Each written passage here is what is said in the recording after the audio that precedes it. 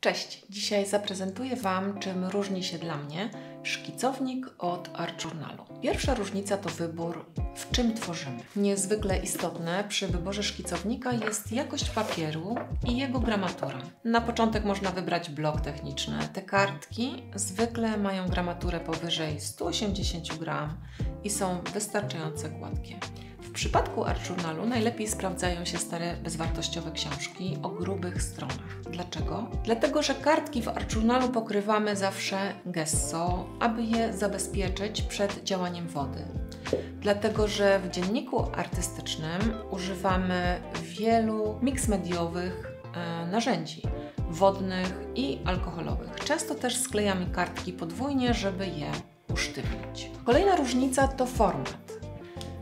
Aby szkicownik był zawsze pod ręką, w torebce czy w plecaku, powinien być niewielki, z niewielką ilością stron, tak aby można było z niego korzystać w każdej chwili i mieć go zawsze przy sobie. Wtedy, kiedy zobaczymy coś ciekawego i będziemy chcieli to zanotować. Natomiast Art Journal wymaga wielu narzędzi, takich jak pędzle, jak farby, jak kredki, jak mix media, kleje. Najczęściej tworzymy go w związku z tym w domu czy w swojej pracowni, mając na biurku dostęp do stempli, szablonów i mix mediów. Jest to praca wykonywana z założeniem, z planem, z wyborem już stworzonych wcześniej elementów, które składamy. Zatem możemy tworzyć duże formaty i wybierać ciężkie książki.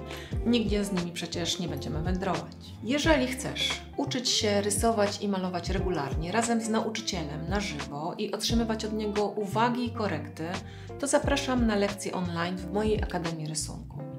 Informacje o tym znajdziesz w opisie tego filmu. Następna różnica między szkicownikiem a Art Journalem to to, że szkicownik to szybka notatka. Może to być nawet Buzzgrow, może to być zrobione coś dla zabicia czasu. To jest taki zeszyt ćwiczeń, taka etiuda, przygotowanie, na podstawie którego tworzymy później treści w naszym Art Journalu. Wszystko, co tworzymy w szkicowniku, możemy użyć bezpośrednio w naszym artystycznym dzienniku, ale nie odwrotnie. Art Journal to skończone dzieło, praca malarska.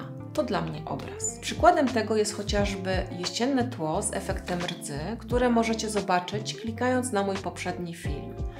I tutaj pokazuje się ikonka. Szkicownik i praca w nim to podstawa do rozwoju naszych umiejętności rysunkowych. Art Journal to zwieńczenie naszej nauki, zarówno rysunkowej, malarskiej, jak ogromne pole do popisu dla naszej wyobraźni i kreatywności. Zarówno w jednym, jak i w drugim. Oprócz rysunków możemy zapisywać nasze ulubione sentencje, wklejać zdjęcia i dokumentować ważne wydarzenia z naszego życia. Dla mnie Art Journal jest podsumowaniem wszystkich moich umiejętności. Jest również inspiracją do malowania wielkoformatowych obrazów. Zanim powiem Ci, co ja umieszczam w moim Art Journalu, zostaw mi lajka pod tym filmem, żeby trafił do większej ilości takich art journalowych zapaleńców. W kolejnym filmie zaprezentuję Ci, jak stworzyć jesienny, abstrakcyjny pejzaż. Pozdrawiam Cię gorąco, Agnieszka Opala.